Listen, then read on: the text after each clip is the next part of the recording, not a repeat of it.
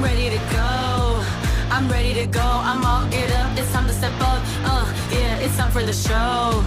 Can't mess with my flow. I'm the greatest, you know. My hustle's insane. I'm built for this game.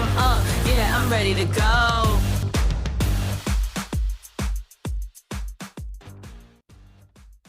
Welcome back to the Feist Podcast. I'm your host, Tyson Martin. This week I sit down with Travis Keys. Travis is a photographer, filmmaker, and creative director based in New York City. We sit down and discuss a career built on authenticity, human connection, and the art of truly seeing people. From producing feature films to photographing global brands and mentoring the next generation of creatives, Travis shares why the best work comes from embracing the in-between moments where real emotion lives. If you've ever wondered how to create images that people don't just look at, but feel, this conversation is for you.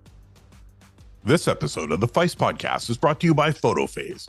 PhotoPhase is a nonprofit organization dedicated to advancing photography in the emerging field of neuroarts.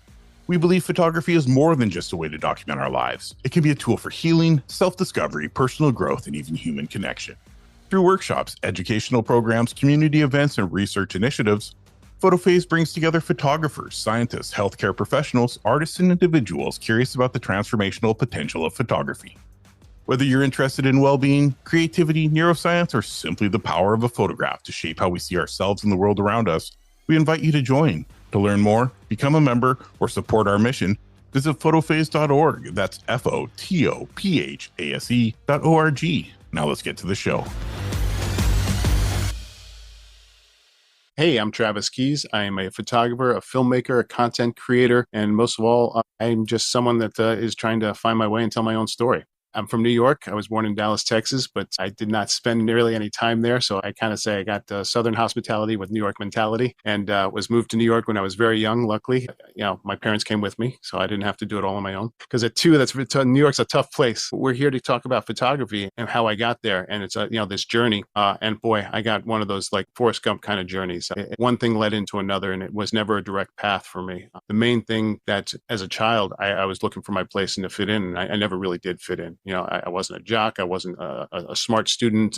I was very clever, and I got a lot of, he's very smart, but he's lazy, or he's this, that, and the other. And it wasn't until I think almost 10th grade that they realized I was dyslexic and I just learned differently. And that when someone tells you oh, you have something, it's one thing to have a scar that you can see, but when someone tells you you have something that you do differently, that's internal, and you have to kind of wrap your head around that. I really kind of had difficulty understanding that and really kind of figuring myself out that way, and how that played into the way I saw things differently and the way life kind of treated me differently, and really find how I fit in. So that was part of my real long journey on that.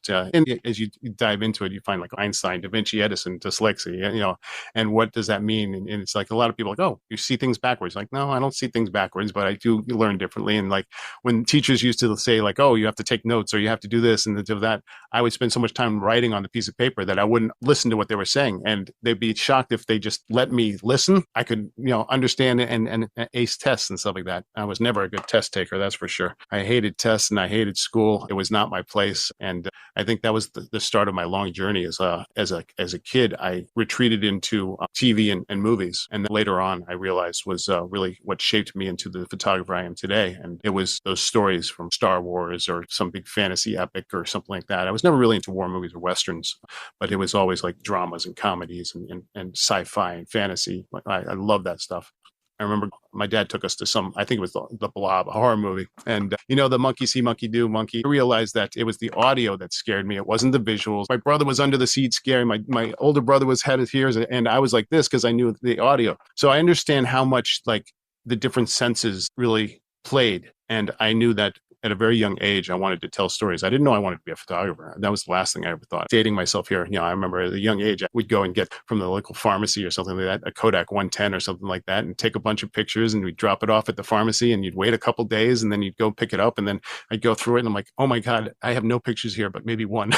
Just absolute terrible crap. Just terrible, terrible stuff. But I knew I fell in love with film and cinema and TV. That was really shaping me. And I had this long journey. I went to film school at NYU, Tisch School of the Arts, and really studied making a movie. And when I got to NYU, as young people are, they're like, oh, I'm going to win an Oscar by 22 or something like that. I got there and I'm like, all right, my first classes are going to be photography, because if I can't take one still image, how am I going to take a whole film? So I studied black and white, and that there were no digital cameras when I went to NYU. We went into the dark room and we developed, and I did not fall in love with photography because of the dark room. That's for sure.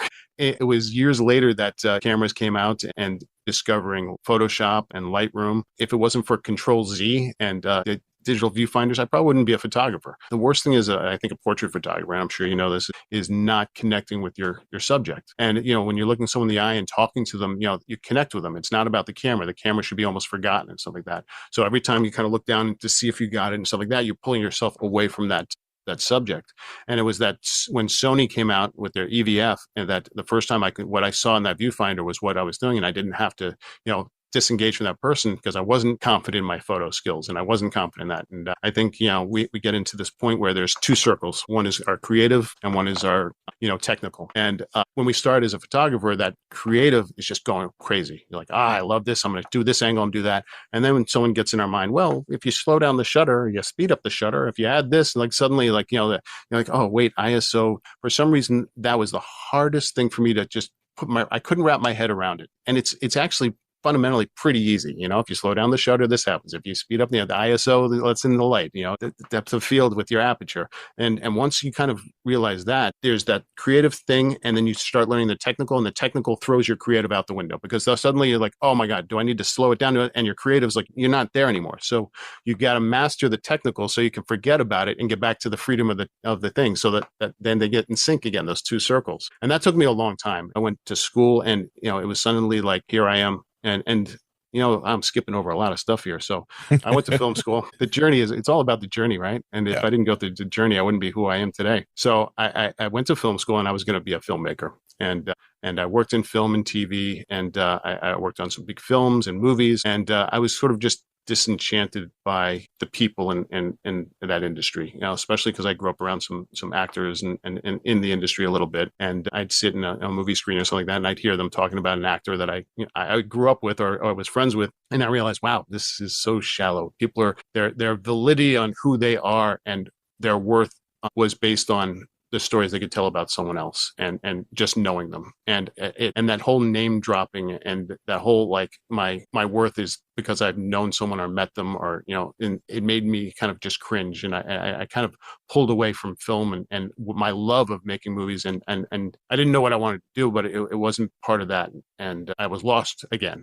And I kind of went back, and I started bartending, and I started doing all this kind of stuff. And I met some friends, and like, well, let's open up a bar. I'm like, oh, all right, yeah, I'm in. Let's open up a bar. And I opened up one of the hottest nightclubs in New York City called Wax. And then we opened up that in South Beach, Miami. And I opened up bars and restaurants. And before I knew it, I'm in the club industry and opening up, bars and restaurants and running them and owning clubs. And suddenly, like, wow, I am not happy again. I am, around a ton of people that want me for drinks and think, oh, your life is so much fun. You get to party. I'm like, no, I got sued because someone threw a glass at another person in my bar. I got bartenders not showing up. I got to order stuff during the day. I got to, like, this is not glamorous. It's like, it's like, and then I come in and have to be up all night and do it all again, So it's like, and I did that for ages, and to a point where was doing some restaurant stuff in New York, and I would finding myself outside the restaurant and sitting there in the car, dreading going in, like panic attack. Like I was so miserable, and just, I didn't know what to do. So I went to my mom, my stepdad, and I said, can I talk to you guys? I'm like, I just went in, I will lose everything if I walk away from this. And like, and I didn't even get to that point. I'm like, I need to sit down with you. And I sit down with them. They're like, what's up? I'm like, I just lost it. They're like, no, hey, walk away. We're family. That's where we're here. We're to support each other. Walk away. So they gave me that, the permission, I guess, to say, it's okay. Start over. And, I was able to do that. And, I think a lot of us don't get to follow our dreams because of life and commitments. You have kids, you have, bills to pay, you have, parents to take care of. I was able to actually walk away and almost reboot myself. Well, I was rebooting myself a third time. I went from film and TV into bars and restaurants. And now I was going to make this crazy decision to be a photographer. Like, it sounded nuts, but I was successful in bars and restaurants. I was successful, in film and TV. So I'm like, all right, I'm going to try and reboot this. So I went back to school at ICP, International Center of Photography, the Magnum Group and all that. And I found myself, here it wasn't a flight of fancy. It was like, there was no plan B on this. It's like, I have to do this. And you go back to the school and suddenly it's like, I remember sitting there in class and I was showing this picture I was really proud of. And I got access to the backtrack of Saratoga Racetrack. And I was there in the early morning when the jockeys are out there. And I got this horse rearing up and the fog is in the background and there's geese flying. I'm like, oh, this is such an epic shot. And then literally half an hour talking about this image was, I don't believe, the ethical treatment of racehorses. And it had nothing to do with my photo at all. And I'm like, is this the right place for me? And suddenly it's like, I had another teacher is like, your work is it's like Edward Bertinsky. I'm like, I love his work. Oh, I didn't mean that in a good way. He's not socially responsible. And his focus, it's just too precise. And he's like, what are you talking about? If I was like commercial, it's like that person you just praised, like he didn't get that out of focus because he wanted it out of focus. He didn't know how to use his camera. So suddenly I'm sitting here back in school and I'm like, am I in the right place? And I'm doubting myself again. Maybe I've made a terrible mistake. Maybe I'm not good. Maybe I don't know what I should be doing. I'm not a photographer and I shouldn't be doing this. But I knew I loved it. And I knew ever since I was a kid, the camera was something where I could tell stories and I could fit in. Well, I mean, it wasn't even fitting in at that point. It was just like, here I get to share stuff I saw with people. And they kind of went, oh, that's cool. You went and they were able to experience that. And it was an entryway for me. So I graduated ICP and started getting hired right away. And all those people that were kind of naysayers and even teachers were asking me to come back and either work with them or to work for me. Now, I'm onto something here. And I know you and I were talking right before we went on here, and I said, I love the name of your show because for years I have been saying photography saved my soul. And I don't think I would be happy or found my place in this world if I didn't find photography, because it was a way for me to find acceptance, to find a balance. I have two batteries in me. One is a bigger battery and it's the introvert. And then I have the extrovert battery. That extrovert battery gets depleted pretty quickly. And I don't think people realize that when we go out and we shoot, whether it's for a client or an event or anything, other than just kind of like, I'm going to run into the mountains by myself, which is the recharge part. We put on a face, we put on an act, and it's not that we're being fake. It's just we have to amplify and provide an experience for people. And that is so draining that people don't realize how much that takes. Like even to the point where like I could be on my way to a shoot and if it got canceled and they're like, oh, we'll have to reschedule something like that. I am physically exhausted because I had amped myself up to be there. I didn't even go shoot it. And they're like, oh, we're not going to shoot it. I'm like, I'm going to lose it. People don't realize the amount of work. And I think for me, it was like, I was rebooting myself and trying to find myself into later of life. And I was, 40s when I went into photography. And it was suddenly like, all right, here's something like I'm competing with kids that are, amazing and digital. And like, I'm like, oh, geez, they're doing stuff that is so instinctual to them that I'm working. Like, I remember being in school, and the hardest thing for me when I went back to and studied photography was, well, why did you take this and can you make a series? And I'm like, well, I took it because I found it interesting. Well, that's not really repeatable. And like, how do you tell a sequence and story? And that was a very difficult thing for me to really kind of say, all right, how am I going to build a portfolio? How am I going to repeat this? How am I going to tell a story?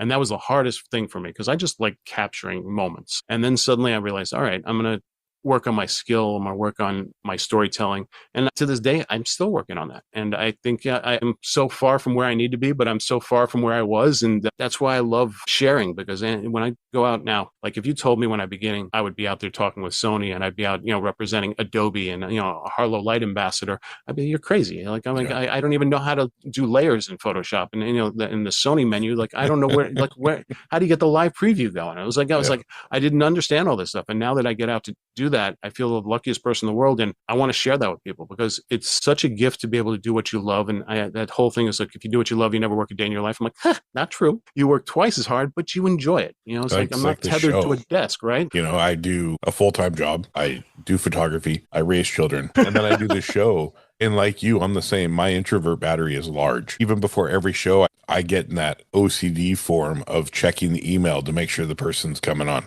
There's no cancellation email. And the same thing, if they have to reschedule or cancel, it's weird. I don't get upset about it. I get excited that I don't have to do it. And it's such a weird thing because I love doing this. Yeah. I love sharing. I started my photography journey at 45 years old. I'm 51 now, and it's still fresh. And I would never have expected starting something so late in my life that 2 years ago or 3 years ago when I started the show, that it would blow up and people would like want to be on it. And they email me every day to tell me how much they appreciated this episode because it hit home about something they were going through. Or when people talk about having ADHD and all these other issues that we deal with. And you were just saying like the triangle, the ISO, the aperture, the shutter speed, all of that. I'm so grateful for auto ISO and stuff, because if I start getting into thinking about that triangle, just like you, I lose the creative outlook of my art, and it's frustrating because it's really hard to get back. Yeah. And so, aperture priority, auto ISO, I can focus on the things that matter. And that to me is my composition, focus into the image that I'm about to capture. And I don't necessarily think, like, some people will say, oh, you don't shoot manual, you're not a real photographer. And I think that's a crock, because you know what? I can tell you there's a lot of times shooting manual where something happens real quick and that picture doesn't turn out because you're in manual, where the aperture priority people nailed it. So it's just all about finding what works for you and getting out there and not being afraid of people saying no. I've reached out to lots of brands. Lots of brands have said no to support the show. Harlow has been one of those brands that has believed in the show since the beginning. I believe that's probably why we're connected here, is because of Harlow. I think so, yeah. Yeah. And I know certainly, Kieran, who I don't know if she found me or if I found her. Luckily, I think I found her, hopefully.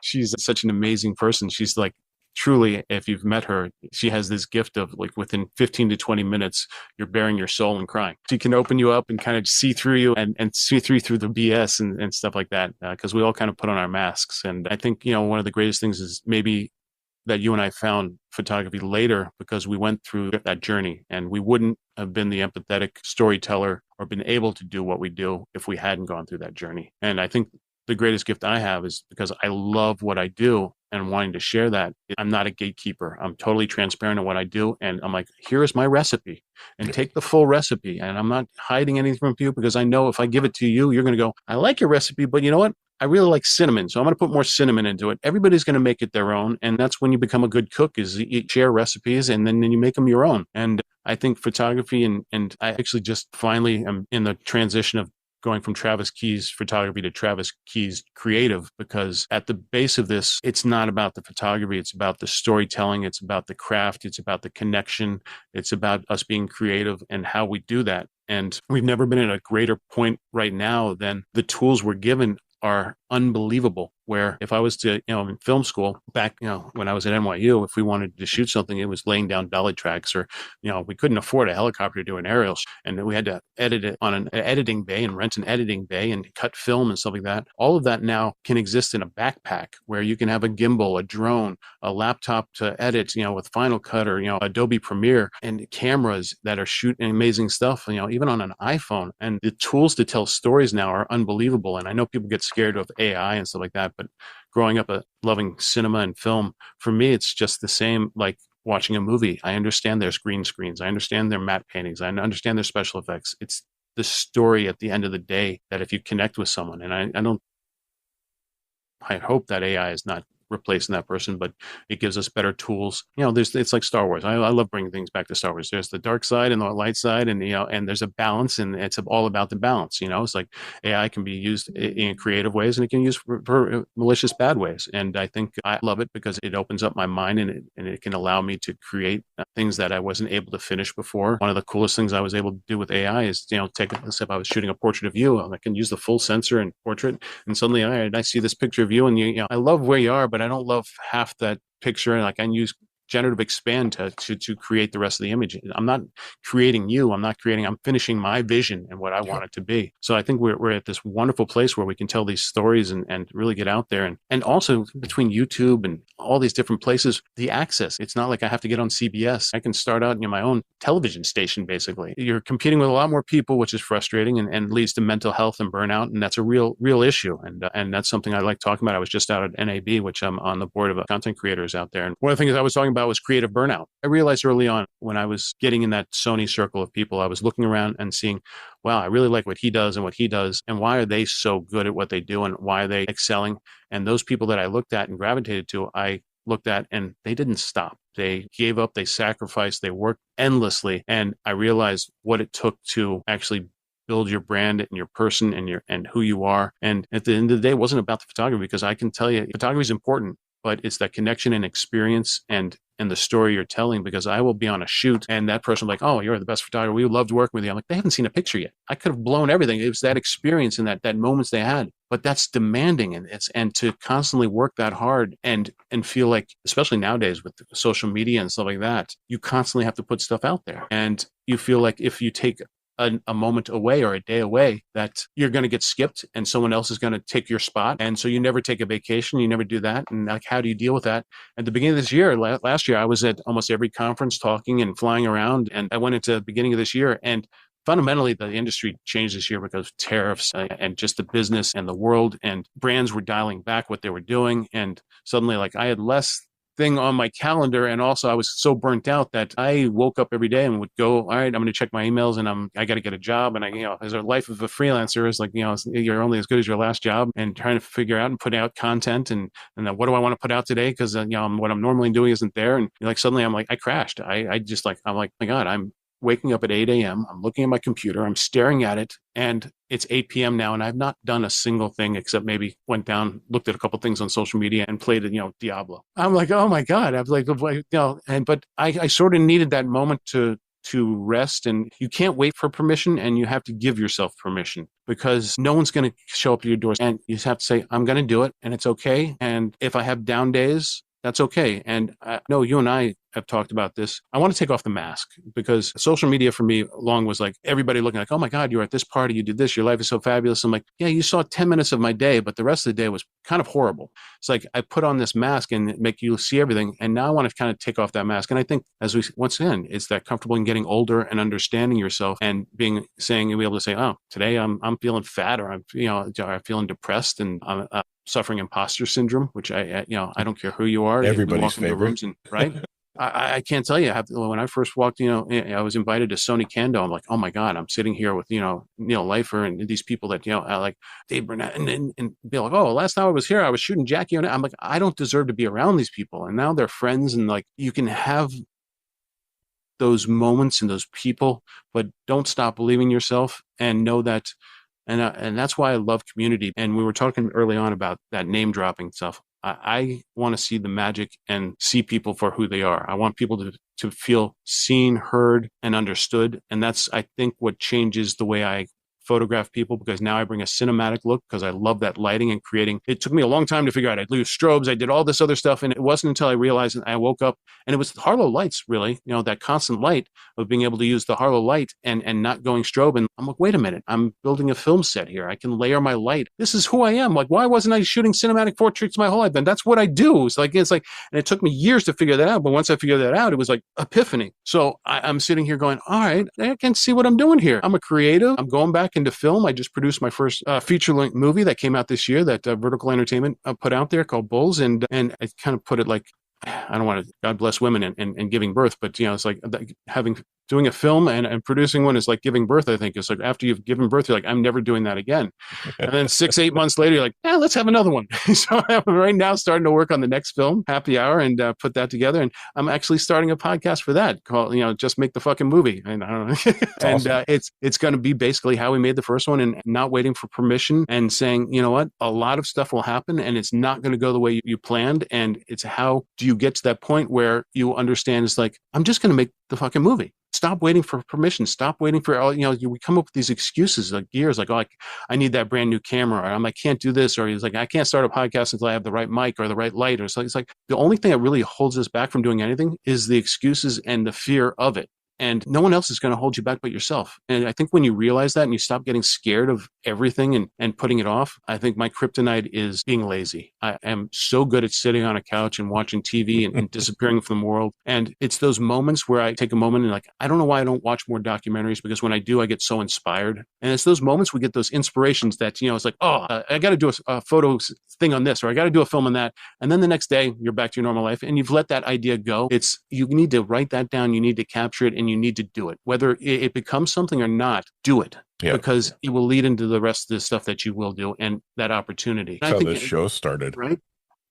I had this vision for 2 years to do it, and I just kept pushing it, putting it off. I'm one of those people that puts things off and pushes it to the back. And then I get so mad at myself for not doing it. I just jump. And I started by using a Rode mic, like a portable wireless mic. That was it. Connected right to the computer. So there's no editing of audio. And then it turned into a cheap mic, a USB mic. And then a friend of mine had this Rodecaster Pro. So he gave this to me with the mic. And then I bought this mic. And now I've got the sound, and I've got the Osmo recording, and then I've got the iPad for my screen and my other screen here, so I can have any information I need over here. And it's just it's a process. Yeah. But I did it with a Rode mic and using like my cell phone camera connected to Zoom as my webcam, and figured out audio. I want to say it took me like 7 days to edit 1 hour of audio because I didn't know what I was doing. And now, I can edit our show. It takes me an hour and a half, and I can whip through it. And I put one out every week. So I'm not one of those people that has a stockpile already edited, ready to go. I edit them the Tuesday before the Wednesday release. And I'm a last minute guy. I don't know if it's ADHD or I'm just so busy.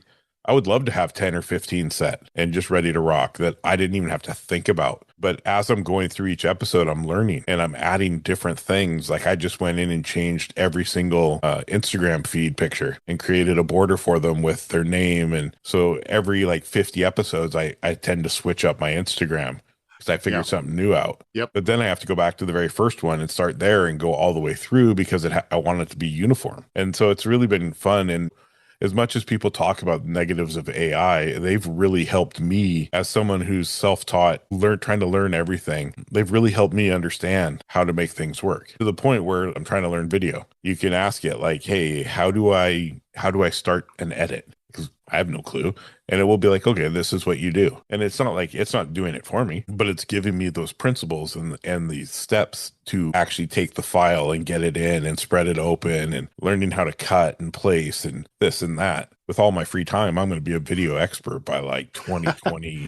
No, I will say like 2206. I might know how to make a video, but it's about not being afraid. And as you get older, you get very set in ways. And my goal with this show, besides sharing story of amazing people, is hoping that my children and my friends who are getting older can be like, well, Dad jumped into this when he was 47 and look where it's taken him. I mean, I've talked to and become friends with some of the most amazing people in the creative industry. I mean, that to me is worth every hour, every minute, because I learned so much from everyone. And there's people like I can reach out to people now and be like, hey, I'm struggling with this. What is it that I'm not seeing? And they'll be blunt and open. And they're like, hey, try this. And it works. And that's all about building community. And I love the fact, like when I look at what you've done or your NABS talks and all these things, is you're a very open book and you're willing to share the steps it's taken for you to achieve what you've done, helping people see like, hey, contracts are important, like, hey, don't get suckered, do this stuff, be proud of who you are and stick to your guns because you're going to make it. The right contracts are going to come through. But people think because you have Adobe, you have Sony, you have Harlow, you're on the NABS board, like all this stuff, people are like, Travis is set, Travis has made it, Travis just sits back on his couch and that money just rolls into the bank account. That's not true. You still have to hustle. You're right. Yeah, I was national president of American Photographic Artists. I'm currently still on different boards and stuff like that, and I have ambassadors and spokesmen from AMD to from Harlow. I just stuff with Sony and tons of stuff with Adobe. At the beginning of this year, I went, oh my God, am I going to have to go back and get a real job? Because I have all that, but I still have to pay my rent. People don't realize it comes in waves. And suddenly, that's why I'm saying you can't, I haven't said it yet, but I will say it now. Don't put all your eggs in one basket, as they say, because, it's like last year I really relied on speaking engagements and going all around. And this year it was very different. It was dialed back and where, suddenly it was like, oh, we'll fly you out here and we'll put you up and we'll give you a speaking engagement and a stipend and stuff like that. This year was like, if you're going to be here, we'd like to hire you for 1 hour on the stage. So I'd have to put myself out there. And I'm like, oh, that changes everything. And then suddenly it's like, wait, I have to go back to getting work and freelancing and stuff like that. That first month or two of this year, I was terrified. I'm like, I don't know if it's coming back in. And then you start doubting yourself, like maybe the run is done for me. And you've reached the peak, and now they want the next person coming up. That self-doubt that we bring up, especially when you suffer from like ADHD and dyslexia and things like that, I feel like it's brought in at a completely different level. It can take us from being 100% amped and focused and producing to basically, in lack of better words, laying on the couch under a blanket, afraid to look at the sunlight Yeah. And that's not something like people want to talk about. It's not something that people are because we're proud, we're men, we're going to We've hold it also in. been taught that you're not supposed to feel that way. You're not supposed. It makes you look like you're weak or you're not hireable. And we're trying to break down, I think, those barriers to say no. It is actually quite normal. And the times like when I spoke at Build It and was showing how I was lighting people, I went into the imposter syndrome, and I was so humbled by it that anybody wants to listen to what I have to share is an honor. And I want to share and I want to hear everybody's story. And I was sitting there talking about it, and they were only letting like 70 people into this room for my talk, and there were like 200 people outside. And so I went down and thanked everybody, and I went in there and I stayed afterwards and talked to everybody. And what a lot of people just wanted to stay and talk about was how I got over fear and how I got in that room and how do I do it every day. And when I brought up imposter syndrome, and I keep bringing that up because it's a real thing, and I think at every level we feel like I'm not good enough, or I'm not that good, I'll never be that person. You know, there was one of the best museum exhibits I've ever seen. It was the David Bowie one. It was at the Brooklyn Museum, and you put on these headphones, and the wealth of stuff they have from David Bowie, from his costumes to his journals to his music to his film. I went and walked through that, and I was humbled in such a way, like I will never have like what talent he had in his pinky. I will never have that. But I had to be, that's okay. There are very few David Bowies in this world. There are very few, of those people. And I have to be comfortable in my lane and what I do. And I think I want to remind everybody when I talk to them is there is only and will ever be only one. And your experience, your life, what you've experienced, the way you've experienced, the way you see it is unique to you. So no one can replicate that. So when everyone says you're not good enough or you shouldn't be there, it's like, don't listen to them, because it gets in your head and it will break you down. And you should celebrate, like, no, you have not seen the world through my eyes, and maybe you should. And I think that's what's so difficult as photographers and filmmakers and creatives is if you're truly like a creative, then it is in your soul in a way that you can't use words to explain why you have to do it. It's something you wake up every day, and it is a battle. You have to work that creative. You're an empath, and you want to put yourself in the shoes of another person. So when I'm looking at someone else, I'm feeling their pain. When I went and shot this thing in Africa at a place called Wells of Hope in Uganda, and it was kids that their parents were either on death row or had been executed. They had no one to take care of them. It wrecked me. How do I represent these kids? And for a year, I didn't release those photos. I didn't know how to bring that out. And you feel that pain. So when you finally release that to the world, not only are you feeling their pain, but now you're asking people to judge you and your work and respond back to it. So we feel things in such a heavy way that the mental health of that is very tough, and it can go up and down in waves. And that's why I'm very cautious about what I say and how I do it. And I think as we get older, now it's suddenly like, I don't really care if the world loves it. I think the greatest thing about what we do is to find our people and to connect with them. I think we're in a world where there's more division, and I hate that. And I want to connect. And there's more reasons, like anybody I meet out in the world, we could share a beer or talk. And I don't want to be that person, and I don't want them to be that person that is like, all right, we have 100 things in common, but there's that one thing, and that'll divide us. And we're not going to be friends, or you're an enemy, or you're on the left, or you're on the right, or you're just like, what a horrible place to be when we have so much in common. And fundamentally, we all want the same thing: to be accepted, to be loved, to be seen, heard, and listened to. And I think as I get older, I am more honest in who I am and the way I feel and the way I break down, and, how a commercial can make me cry and moments, and feel people, and really remind myself every day is when I go and take that picture. And I tell people, like, especially when I'm doing a workshop or talking to people, when you walk into either a client or that moment, you have to reset yourself, because you're going to bring baggage of it was raining, or the subway was late, or I had terrible stuff. You have to leave that and remind yourself, I am in here taking this photo because I fell in love with photography. I fell in love with talking with people. So that experience, that moment, I need to make sure that I've reset myself and walk into that moment saying, no, I'm here because this is what I love and what I want to do. Let the other stuff go for a moment, and it'll come back. It's never going anywhere. It's going to be right outside the door. Let it go. And I think that's the hardest thing to do, is actually truly giving ourselves the permission to say, I'm going to shoot longer. I'm going to take my time. I'm going to not be scared. I have to push my boundaries. I have to learn more. Because every day, I don't care who you are, that we start with, when we just start as photographers, we start with this endless enthusiasm because everything is new. Everything we do, we're learning, everything is like comes in leaps and bounds. And as you get more professional, those increments become far, far less. And that knowledge is harder to obtain. So, if I go and take a seminar, I maybe know 99% of what they're going to tell me, and I'm not learning anything. But that 1%, that 1% is so more valuable now that that's what you're going for. And those nuggets are what make us really understand life, passion, what we do. So we have to keep striving for those 1% nuggets. And that's what it's all about. It's never give up, because as long as you allow yourself to see those nuggets, it's endless. It's so true. I struggle. So I get so nervous. Even I've done over 200 of these. And like every morning before, I have to make sure I'm up. I have this routine. I go through all the negative in my head, and it's, 5 minutes before, I always make sure I'm 5 minutes early, that I'm on. And then as soon as I see the person log in, that switch flips. And it's the same with like public speaking. I'd never spoke publicly in front of people, and I was invited into the fine arts school here to speak in front of a grade 9-10 photo major course. And I was nervous, and I knew about it for like weeks prior.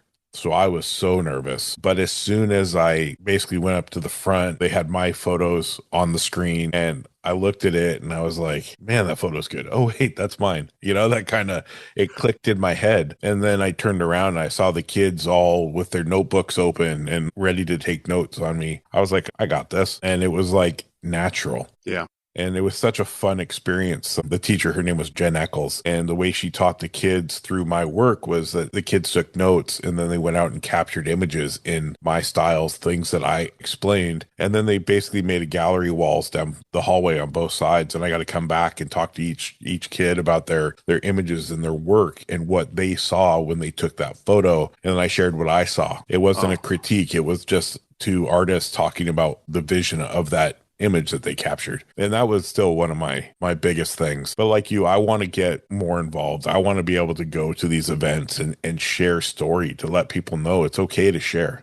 It's okay to not be okay. It's okay to worry more about a community than it is about fighting and competing against everybody all the time, because in reality, there's enough work out there for everyone. But if you have a community of hundreds of highly talented people that have all been through something that you maybe are never experiencing, and you can put it out there like, hey, you know what? I don't know what I'm doing. I'm stuck. I'm concerned about this. Somebody in that group has done it. And they're like, hey, don't even stress, man. Just do this. And that is more valuable than beating somebody for any job that's out there. As they say, high tides raise all ships. It's the more we share the recipes, the more we help each other. Photography is already a lonely and difficult, and only getting more difficult. And the more we kind of help each other and provide that support, and you build your tribe and those people you trust that help you along the way, it makes it an incredible community. And I've discovered my Space Camp or my Comic-Con photography and that world around it.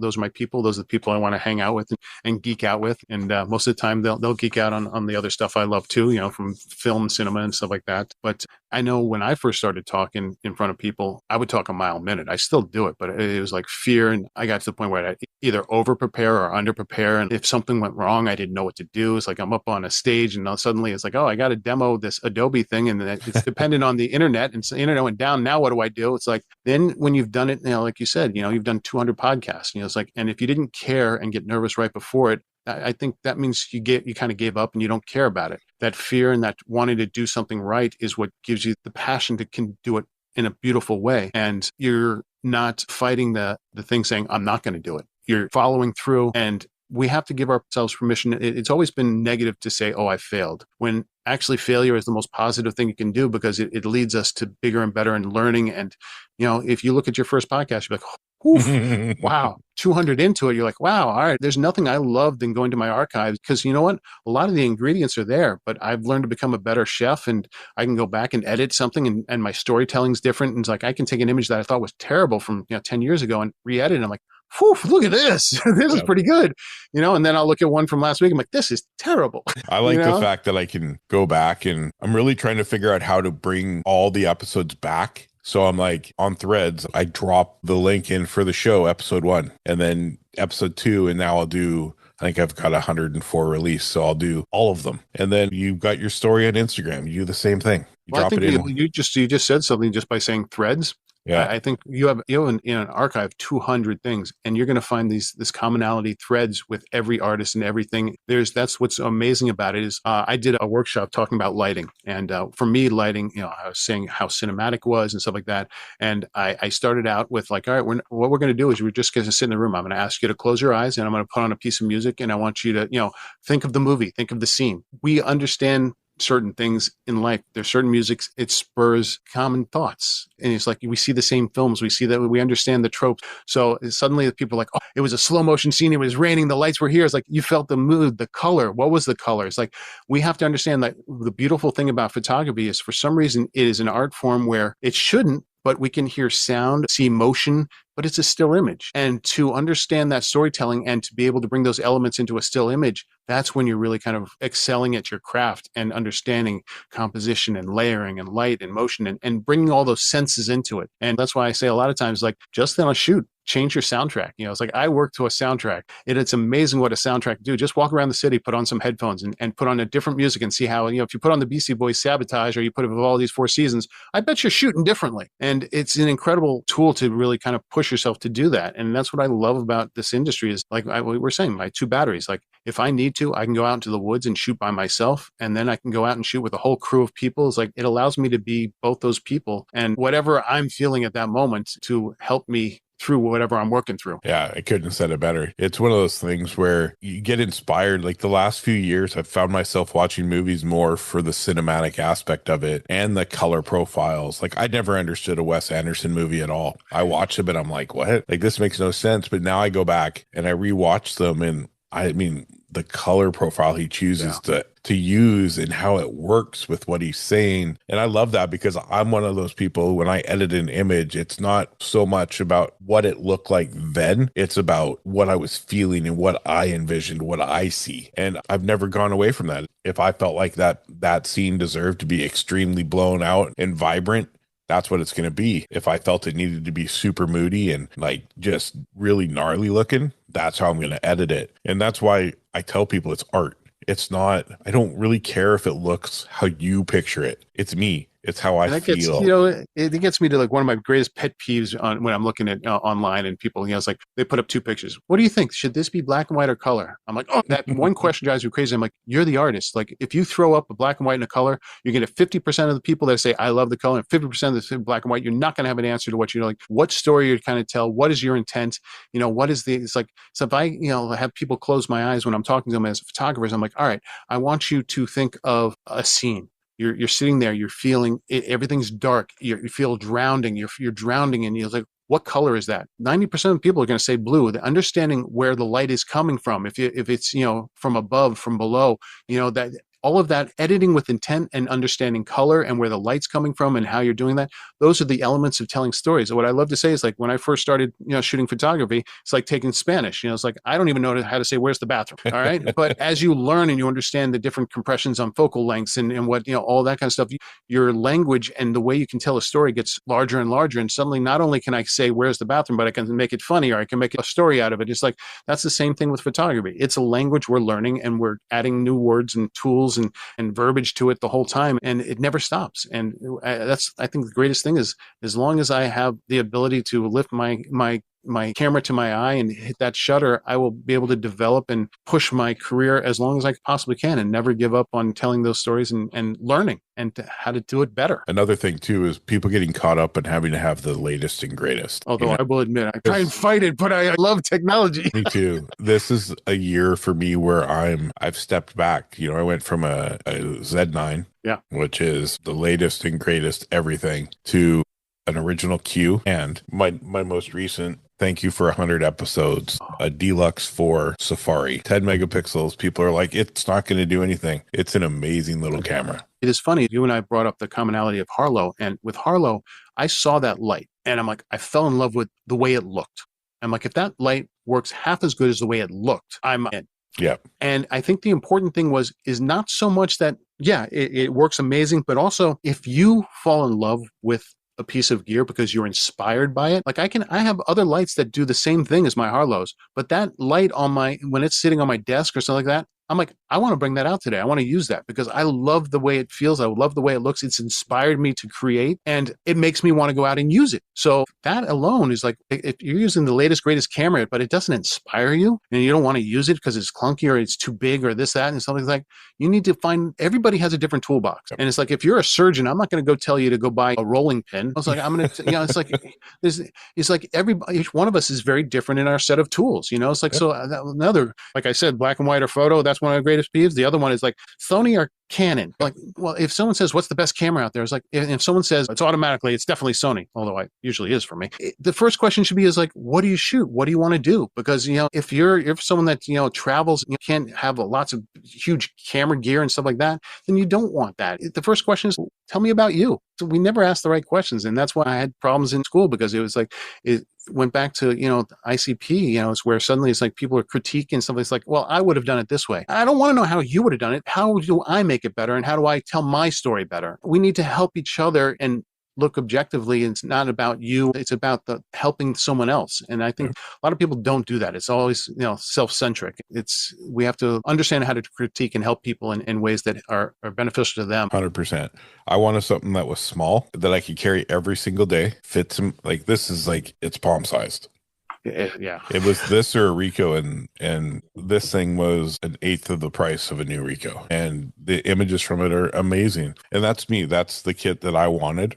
I love older sensors. I love the way they look. Even though we use a high-end new technology, I loved old lenses on it because they gave it a feeling, But isn't that why people fall in love again with like records and analog sound? Is because we learn all the rules so we can break them and we can find the flaws and take advantage of those flaws. And that's why people experimented with expired film, or, it's like these looks and, people work so hard to get the perfect image, and then they throw all these filters on top of it. And it's like, you're playing with it. That's the fun in it, is knowing, all right, it's supposed to be this way. I got the rule of thirds. I'm supposed to do this. But when you understand how to break it and how that causes tension, or how that, you can, mess with people's. That's why Hitchcock was so brilliant. It's like he understood that showing something off screen sometimes was more scary than having it jump out. Is like he understood that playing to the psyche and what that did. And that's why as storytellers, when we understand color, we understand composition, we understand we become better storytellers. And that's what I think we thrive for every day, is just to be able to tell better stories and get that out there. Yes, sir. Well, it's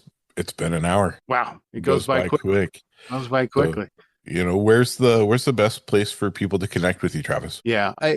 Usually I would say Instagram, which is TWKEYES, because there's a link tree right there that leads to everything, all my websites, all what I'm doing, where to see me, where to read about me, what I'm up to and stuff like that. So Instagram's usually the best way. Otherwise, Travis W. Keys, KEYES.com is my website. Perfect. I will have those in the show notes. Last question. How does somebody get hooked up with Adobe so we can stop paying subscription fees? Well, here's the big thing, is I tend to think for the full suite package of Adobe, it's undervalued. If you use the tools, that creative suite from After Effects to Lightroom Classic to Premiere, which I use, it's an incredibly powerful, and just getting more and more powerful from its AI to stuff like that. We all want to get it cheaper. And what you have to do, what I've found is if you go out there and really work hard and understand Adobe and start talking with them, you can get a discount. You have to love it, but you have to love it. But once again, it's the right tools for you. And like I told you, if it wasn't for Adobe and Control Z and Sony with the EVF, I wouldn't be a photographer. And those two tools are the right tools for me. And that's what made me who I am today. Well, man, it's been an honor to have you on, and a pleasure to get to know you. And I look forward to continuing to connect and growing. And thank you again for your time today. This is just the first stop, and it's been such a pleasure. You find Kismic souls and old souls, and I think we just reconnected. And I can't wait to bring my soul light and connect the souls with Harlow and shoot something with you at some point, because it would be an honor to shoot your portrait and continue the conversation. Fantastic, man. Enjoy the rest of your day. Thank you so much for everything. My pleasure.